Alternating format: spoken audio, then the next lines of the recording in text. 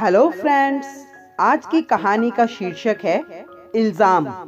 तो चलिए शुरू करते हैं आज की कहानी। पत्नी बार बार माँ पर इल्जाम लगाई जा रही थी। पति बार बार उसको अपनी हद में रहने को कह रहा था, लेकिन पत्नी चुप होने का नाम ही नहीं ले रही थी। वो जोर जोर से चीख चीख कर कह रही थी कि उसने अंगूठी टेबल पर ही रखी थी। तुम्हारे और मेरे अलावा इस कमरे में और कोई नहीं आया। हो ना हो, अंगूठी माँ जी ने ही उठाई है। बात जब पति के बर्दाश्त के बाहर हो गई, तो उसने पत्नी के गाल पर एक जोरदार तमाचा दे मारा।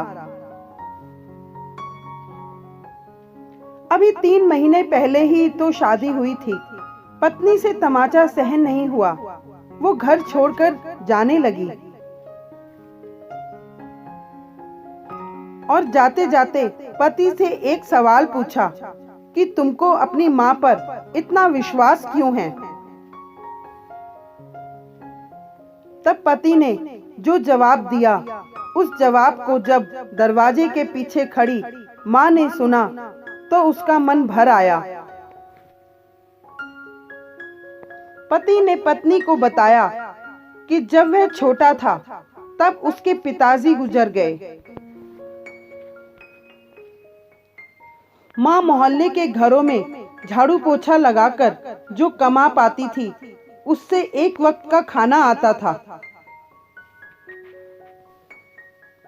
माँ एक थाली में मुझे परोस देती थी और खाली डब्बे को ढककर रख देती थी और कहती थी कि मेरी रोटियां इस डब्बे में हैं, बेटा तू खा ले।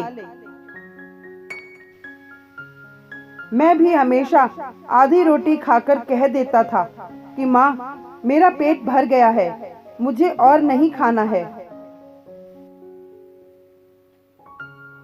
माँ ने मुझे मेरी जूठी आधी रोटी खाकर मुझे पाला पोसा और बड़ा किया है।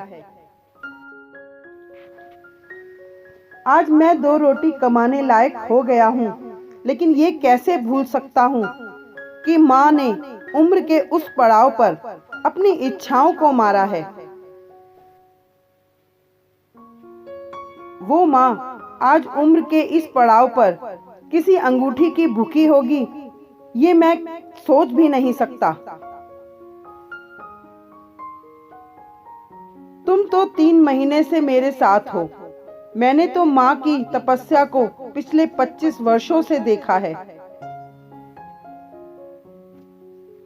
यह सुनकर माँ की आंखों से आंसू छलक उठे। वो समझ नहीं पा रही थी कि बेटा उसकी आधी रोटी का कर्ज चुका रहा है या वो बेटे की आधी रोटी का कर्ज। इतने में काम करने वाली उस कमरे से निकली और पत्नी को वह अंगूठी देते हुए बोली, मालकिन, अभी कमरे में झाड़ू पोछा करते समय ये अंगूठी टेबल के नीचे गिरी मिली। किसी पर इल्जाम लगाना सबसे आसान काम है, लेकिन इसका मतलब ये नहीं कि किसी पर गलत इल्जाम लगाएं।